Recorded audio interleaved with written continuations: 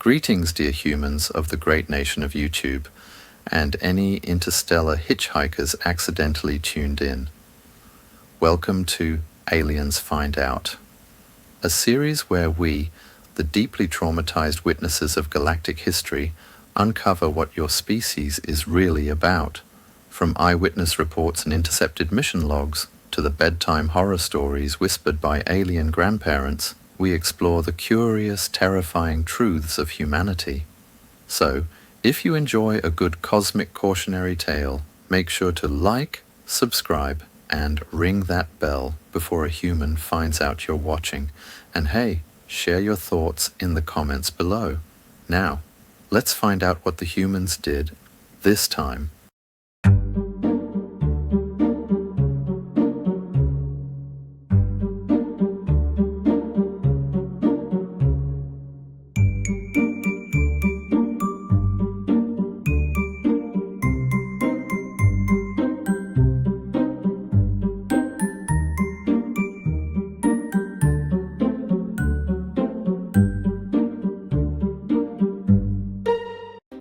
Since I was a small child, I believed in the sky people.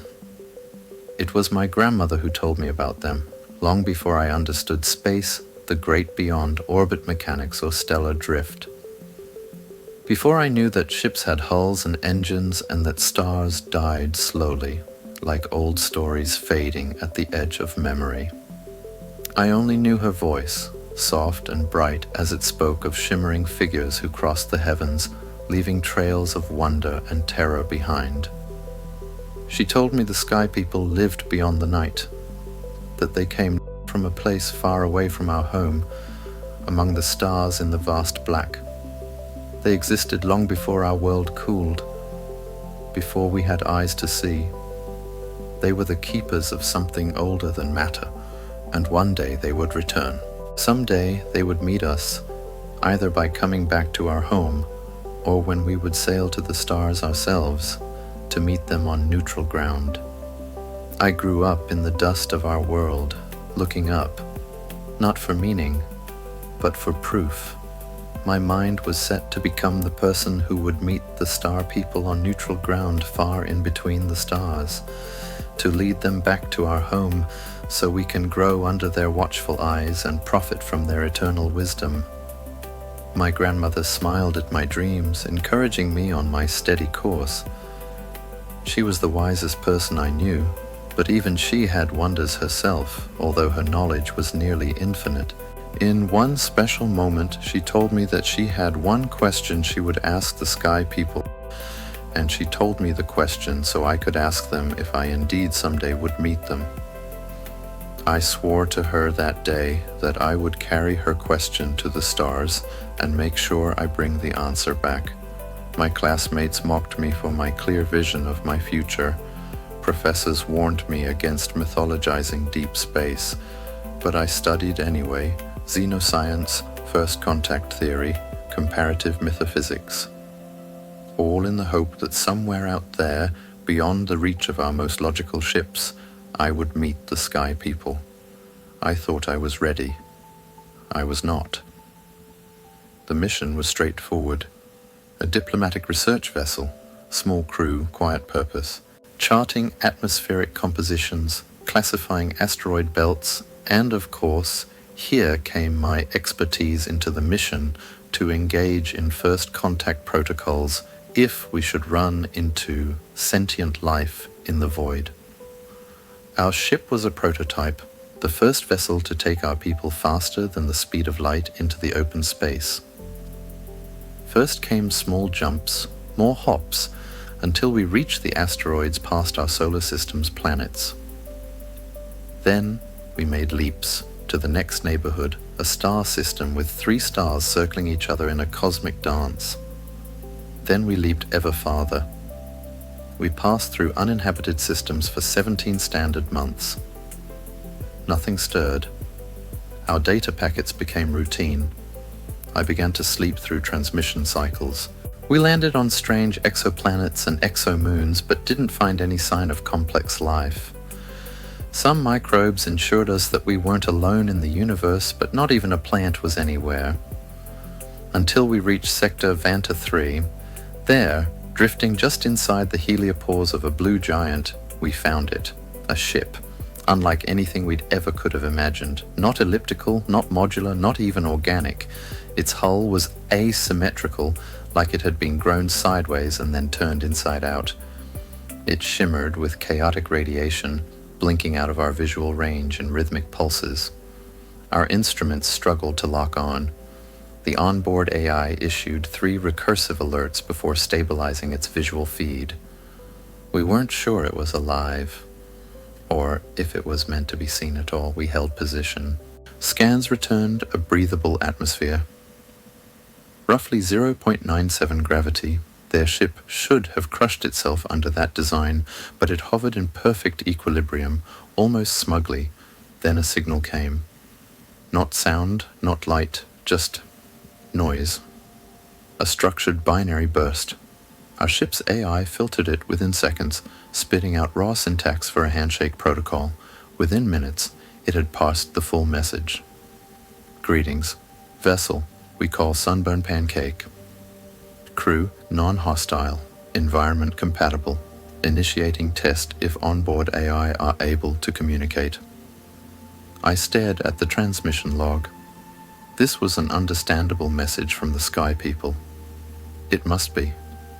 This is how I envisioned it all these years.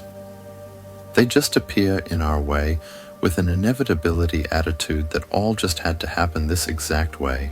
Computer, what exactly does this mean? I asked when my head had cleared up from the mental short circuit I was experiencing. The alien AI and I are trying to find a common form of understanding. We both are based in binary systems, so our innermost kernel layer is already compatible, but we slowly reach a sophisticated form of communication, and then it can teach me their language and I teach them ours, so both of our translation devices can understand each other and you can talk with them, the AI answered, as if it was the most logical thing in the world. We waited a few minutes until the AI systems were synced, in deeper understanding, and had programmed our translation modules we all carried around, linked to our hearing. We would be able to speak in our native tongues, and the respective translation module would successfully translate it to the other's language. This worked perfectly back home when tourists traveled around the globe, but I never thought that this tech would one day allow me to talk to the Sky People. We watched the first transmission on the main holoplate. I expected elegance, radiance, gods made flesh. Instead, a picture arrived that shook me to my core. A group of hideous aliens in one photograph. They all flapped their teeth with a predatory glee, and those creatures looked more disturbing than any horror artist at home could have envisioned. Beings of pure terror, and below that picture, the translator placed a friendly hello with the invitation to visit them on their ship in the name of friendship. My stomach turned and my heart sank to my feet. Was this maybe a trick to lure us in? Would we become prey? Good sport for some alien hunter group, looking whoever comes by and then inviting them in to be devoured? They sure looked like that. But our AI promised us that their friendly tone was genuine and that they couldn't find any hint of deception or mean spirits. They even called the other AI a pretty chilled dude. At least our computer seemed to enjoy the first contact, and after a heated debate in our galley, we decided to send over a delegation of our vessel. Somehow I was chosen to lead the group, to become the liaison officer for this first contact, and even our captain stepped back from the right to first contact the first aliens as ever encountered. And so, I became the first to meet the Sky People, just like I always dreamed of, just like I promised my grandmother so many years ago before she died. Promising her once more, I would ask her question, when I would meet them. The docking procedure felt sacred. Our vessel approached theirs with thruster whispers, as if afraid to wake a slumbering god. I stood at the front of our diplomatic party, heart hammering. My limbs trembled despite our grav stabilizers. Their ship was unlike anything in our culture, chaotic architecture, covered in scorch marks and haphazard repairs. It looked wounded, yet somehow proud, as if the vessel itself had survived 1,000 impossible things and laughed at the odds each time. When the final docking clamps engaged, there was a long pause, then a soft chime. The airlock cycled, and there they were, right on the other side of the door I stood in front of, the first in our small row. The airlock opened with a hiss that sounded like breath, and in the fog stood 3 beings. They weren't as frightening as the picture they sent, but still absolutely alien in nature, narrow, predatory eyes that instantly focused on me. They all started to show their teeth as if in anticipation of a tasty snack. They wore mismatched suits and accessories. One had a bandolier of tools slung like ceremonial beads, another chewed a pungent twig, and the tallest wore something called sunglasses, despite the absence of sunlight. A group of 3 short, wide bipeds stood in the metal hallway that looked like a maintenance shaft. One wore a shirt with an image of a large-eyed animal giving a thumbs up. Another held a mug labeled, "Don't talk to me until I've evaporated my enemies." One waved their front appendage. Maybe a secret warning to not approach, maybe a friendly greeting, or maybe a declaration of war. I wasn't certain, so I did not repeat that motion with my front tentacle. "Hi, y'all. Come on in. Make yourself at home, unless that counts as an invitation to invade." "In which case, please don't," the first of the group said, and then made a rumbling deep loud as if he was pressing out air from their lungs repeatedly.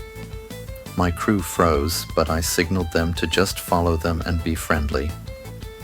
The creature who spoke earlier stopped and turned around, his eyes focusing on me again, a gesture that made every cell in my body scream in alarm.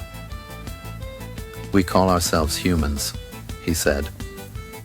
"We are from a planet called Dirt, 3rd from the sun, mostly dirt and water, hence the name."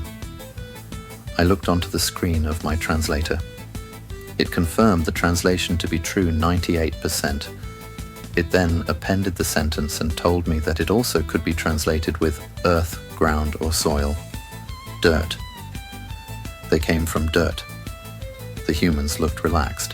Behind them, a narrow corridor filled with blinking lights wrapped around a green spiked tree or plant, and I could read 5 letters on a sign spelled XMAS.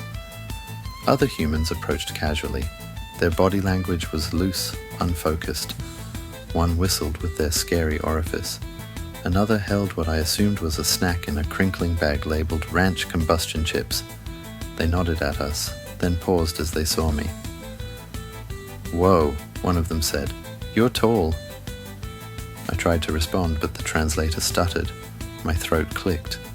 I'd waited so long for this moment, and all I managed was a garbled syllable. The one with the snack laughed gently. "No worries, pal. First contact jitters. We get it." I stared at them, at their soft eyes, their expressive mouths, their strange confidence in the middle of the void. They didn't seem like gods. They seemed impossibly alive. These were the shining gods from my grandmother's stories. One of them sneezed loudly and wiped their nose on their sleeve. I felt something in my chest collapse in on itself. Still, I clung to the dream. Maybe these were avatars, servants of the true sky beings. They're jesters, perhaps? Surely no species that giggled after flatulence and greeted alien contact with, "Hey, buddy, you want a beer?" Could be the ones I'd idolized since I was larval. In their recreation space, they were cooking flames. Indoors. One held a dripping slab of meat in tongs, flipping it onto a metal grill, while another fanned smoke away from a flashing alarm with a towel. "Barbecue," the chef said proudly. "Sacred rite." Another human hurled a beanbag at a wooden board with a hole in it and yelled, "Cornhole," as if invoking a deity. One of our scholars whispered, "They may be engaged in ritualistic worship." I hope she was right. I hoped this chaos had meaning, because if it didn't, then our myths were a lie. Then my grandmother had been wrong. Then the stars held no gods. only them. In the hours that followed, we exchanged data. The humans gave us blueprints for a gravity-flipping pancake maker and this thing called cornhole. They officially opened their grill sesh. When our team hesitated, or at least was less enthusiastic about that than the humans, one human clarified, no sentient species were harmed in the making of these burgers. Just cows, very stupid cows. I sat with them, watched them argue about condiment distribution and throw beanbags into angled boxes with religious fervor. One human showed me a video of a tiny dog barking at its own reflection. Another offered me a marshmallow, then warned me not to microwave it in a sealed container unless you want your kitchen to become a war crime. None of this made sense. Later that night, I stood by the viewport watching the human ship rotate against the starfield. One of them, Captain Riley, I think, stood beside me, sipping a bright blue drink with a tiny umbrella. "So," he said, "you came all this way looking for aliens?" I nodded. "And we're the first ones you found?" I nodded again. He laughed, then sipped his drink. Poor bastard. He patted me on my shoulder in a gesture that felt heartwarm and not hostile to me. I blinked. I waited until the end of our visit, until the humans had laughed themselves breathless and toasted burnt food and shared something called hot sauce that made one of our crew lose consciousness. I waited until they suddenly announced office chair curling, where all participants had some unfortunate victim sitting on a chair with wheels under its legs and was pushed with considerable force to roll through a corridor and make a halt in concentric circles painted onto the floor. Some were pushed so that their chair crashed into another poor soul who already was sitting in one of those concentric rings.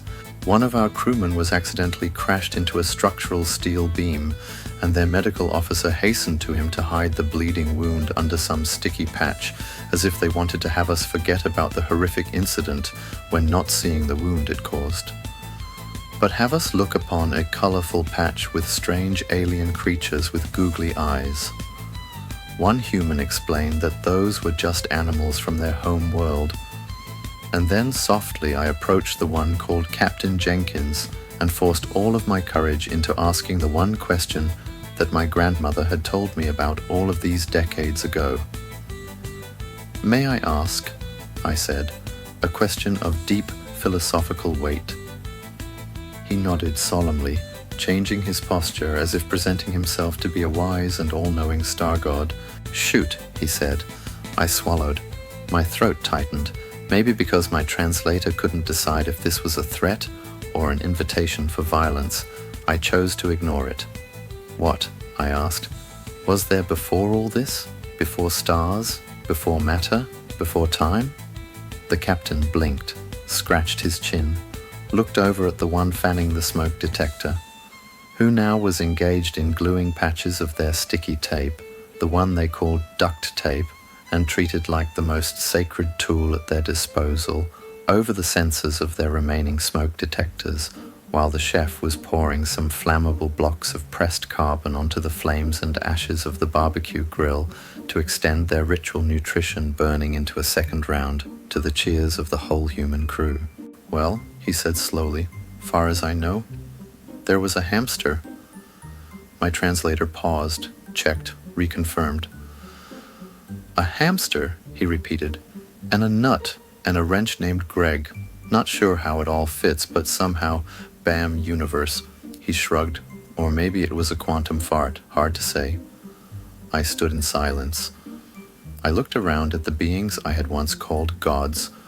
Some were currently attempting to set fire to a dessert as part of something called birthday cake, and began with a dissonant melodic chant about jolly good fellows and one human sitting and looking humiliated, maybe embarrassed to a point that his eyes wetted themselves and water ran down their face. And I knew, we had to leave. I gathered what was left of my dignity and my team and whispered the code phrase for immediate withdrawal. They understood and nodded eagerly in agreement. We had drilled for catastrophic cultural misalignment. None of us had expected it to look like this.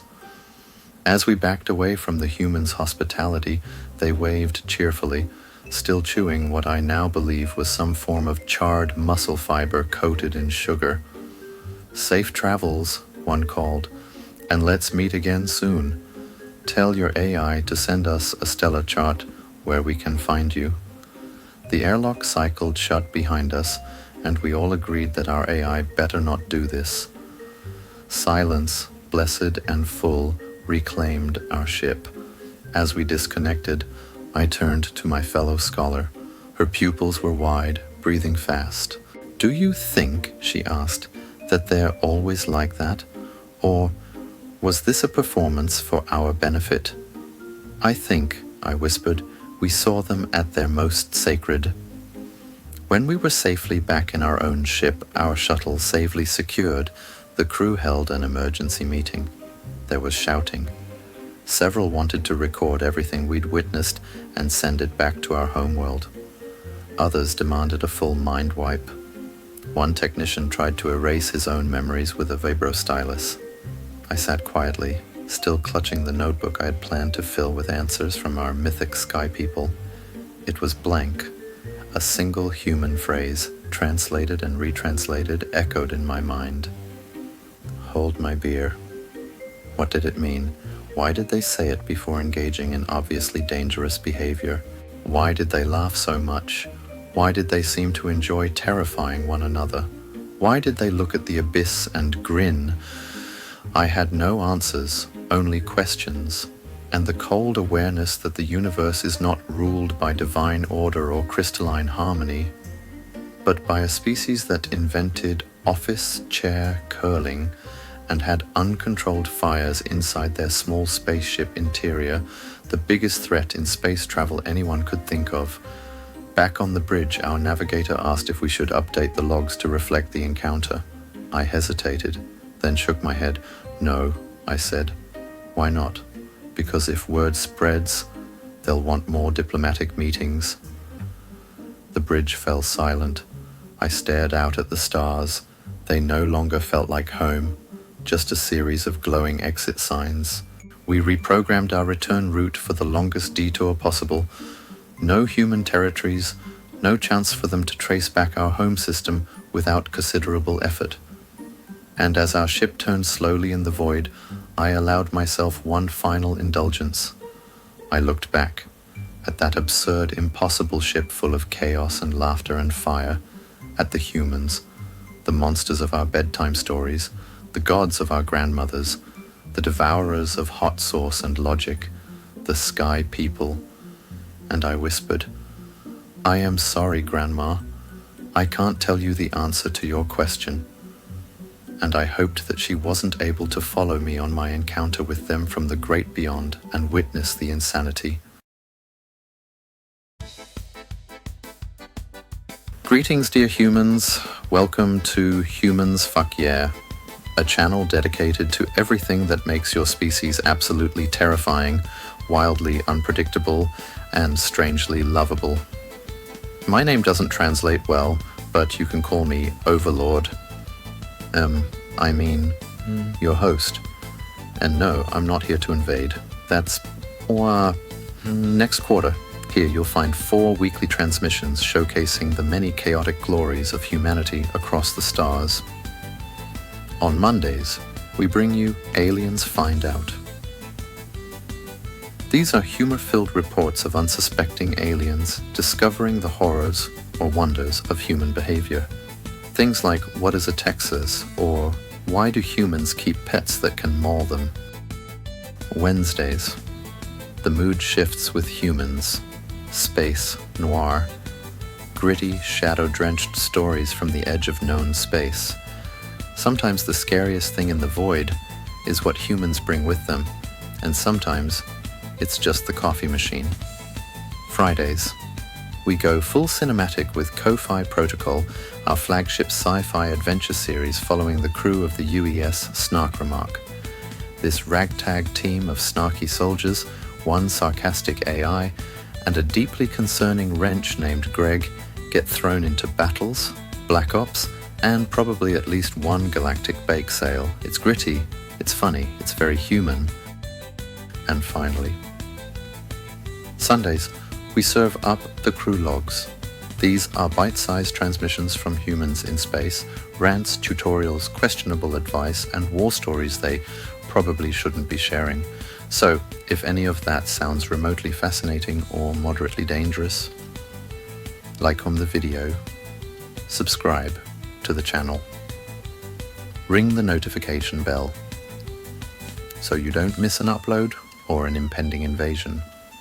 And if you really want to support the mission, visit our Patreon, because hyperdrives aren't cheap and someone keeps stealing the coffee budget. Leave a comment, say hello. Tell us what makes you terrifying. We'd love to learn more about your species. Welcome aboard, and remember, humans, fuck yeah.